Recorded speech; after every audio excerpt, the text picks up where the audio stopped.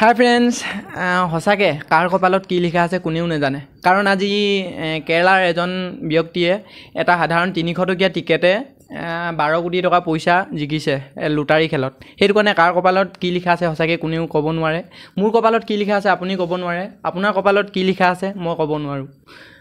Because সেইটো কাৰণে কাকো মানে একো কপালৰ বা কিবা লৈ কথা কোৱাটো যোগ্য নহয়। কাৰণ আজি মই সাধাৰণ এজন যুৱক যাৰ খোৱা পিন্ধা অভাৱ, কাইলৈ মই কি হৈ যাম কোনেও ক'ব নোৱাৰে। সেইবোৰ বাদ দিয়ক, গতিকে আমি আজি ভিডিঅ'টো আৰম্ভ কৰোঁ আহক। আমি এতিয়া ভিডিঅ'টো আগুৱাই নিওঁ বলক।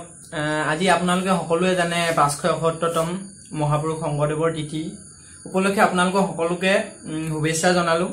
আৰু তাৰ বিষয়ে মই আজি অকণমান বক্তৃতা দিম। প্লিজ ভুল হ'লে আপোনালোকে কমেণ্টত জনাব, কাৰণ মই ইমান নাজানো। যিখিনি জানো সেইখিনিকে ক'বলৈ ওলাইছোঁ। অনুগ্ৰহ কৰি আপোনালোকে কমেণ্টত জনাব ভুল হ'লে। বলক এতিয়া আমি ভিডিঅ'টো আগুৱাই নিওঁ।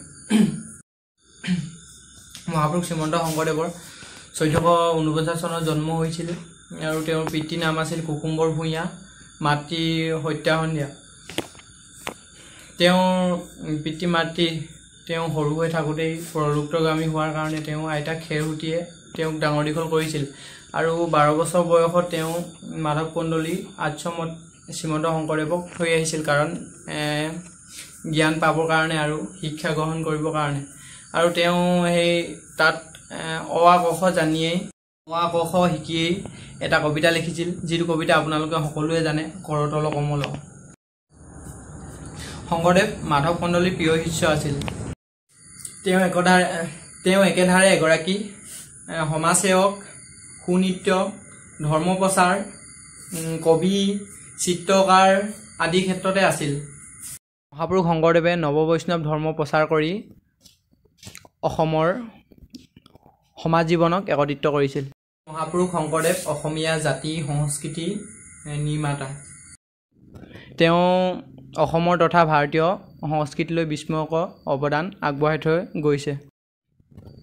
সেইবাবে তেওঁক মহাপুৰুষ ৰূপে আখ্যা দিয়া হয়।